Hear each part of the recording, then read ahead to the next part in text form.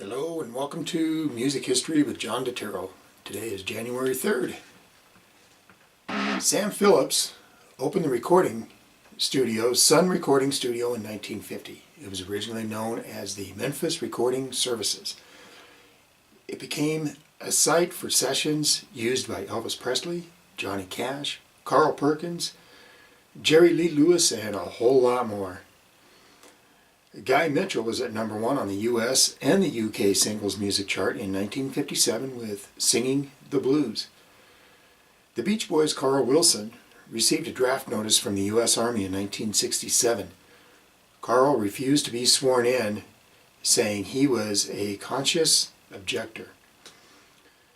B.J. Thomas started a 4-week run on the US music single charts in 1970 with Raindrops Keep Falling on My Head.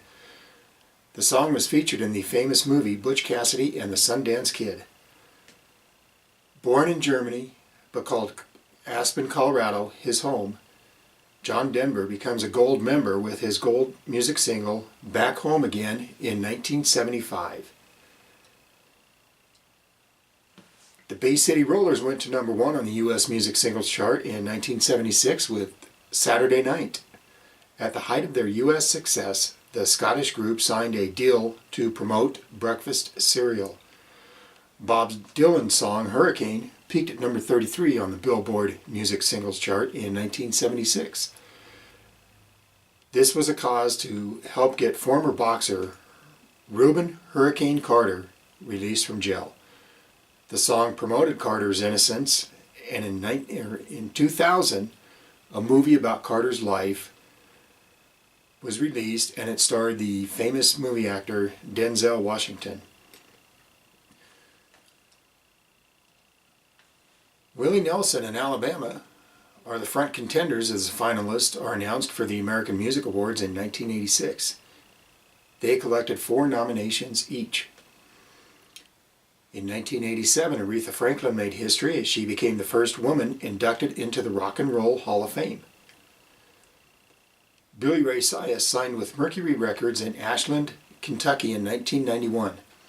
This was Billy's first recording contract, and the mayor of Ashland proclaimed January 3rd as Billy Ray Cyrus Day. LeAnn Rimes becomes a platinum member in 2000 as her album LeAnn Rimes is certified platinum. This became the first release to receive a sales award in the new millennium. Dustin Lynch's debut single, Cowboys and Angels, was released to the radio audience in 2012 by Broken Bow. EMI released Eric Church's Give Me Back My Hometown to radio listeners in 2014. And now, folks, it is time to say happy birthday to those people who were born on January 3rd who either had a hand in making music or performed the music that we all grew to love. Sir George Martin was born in 1926. Martin was an English producer, arranger, composer, conductor, audio engineer, and a musician.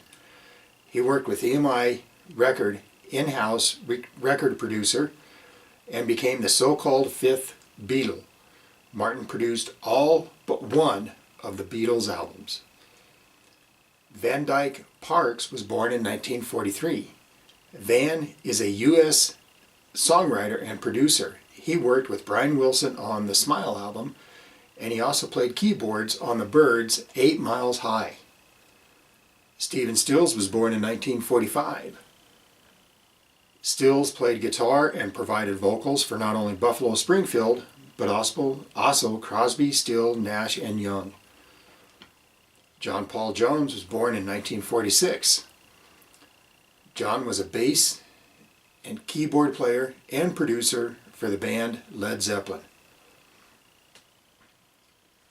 And as always, we end with the famous saying of the great man himself, Casey Kasem: keep your feet on the ground and keep reaching for the stars.